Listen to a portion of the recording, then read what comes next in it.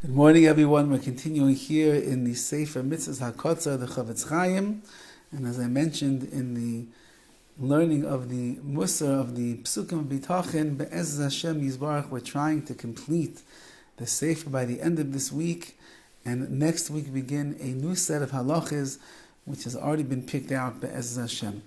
This is Mrs. Loisa say the negative commandment, Kuf Pei Aleph 181. Mitzvahs lo yisaseh shelo lilbosh beged mitzemer upishtim. You're not allowed to wear a garment that is made out of wool and linen together. Shenemar, like it says, lo silbas shatnez tzemer upishtim yachdav. You cannot wear a mixed material, shatnez, mixed material of wool and linen together. Zeh nikra kilek begodim. This is called kiloim, the mixed kinds of begodim of one's clothing. Tzemer, what does it mean, wool? Hu tzemer rechelim ve'elim dafka. It's only the wool of sheep, or of elim, or of rams. Once that you have this connection, it's woven in, it's unified, the wool and the linen together. That is a Torah prohibition of kiloyim, of the forbidden mixture. Now, what if you wear kiloyim even by mistake or temporarily over here? Even if you have 10 levels of clothing on. For example, you have on the bottom of you're wearing 10 layers of wool, and on the top layer you happen to put on a piece of linen. And it doesn't even benefit you. A little piece of linen on top, it's not going to give you the benefit. You already have 10 layers on top of you. Even if you're trying to avoid customs inspection, and you cover yourself up with a blanket, let's say that's made out of kiloyim, or you're trying to put things together in order that you shouldn't get charged twice. You are going to transgress this prohibition. And if you cover yourself with a blanket that is made out of wool and linen, you violate it as well. According to the Rabbanim,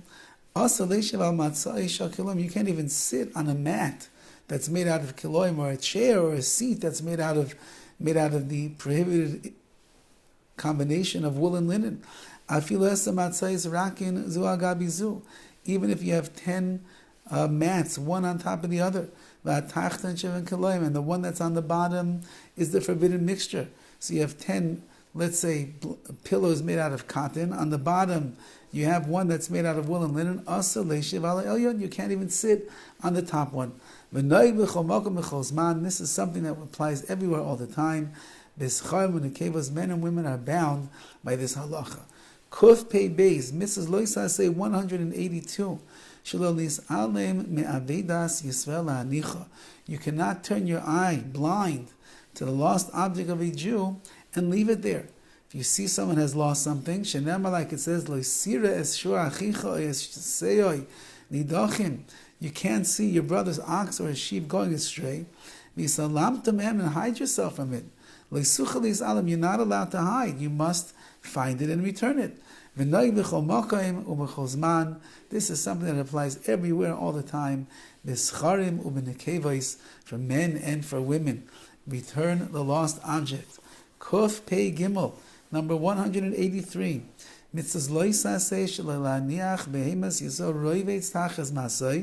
You cannot see your friend's animal crouching underneath the heavy load. And you just pass on. Rather, you have to go and help him unload his animal. Like it says, do not see the chamor, the donkey of your brother, or his shore or his ox, falling along the way, and close your eyes. You must go and help. We have a mitzvah to go and help everywhere all the time, for men and for women. And the last mitzvah today that we do, Kuf Pei Dalid, number 184, Mitzvahs Loisa say the negative commandment shall lavor ala neder.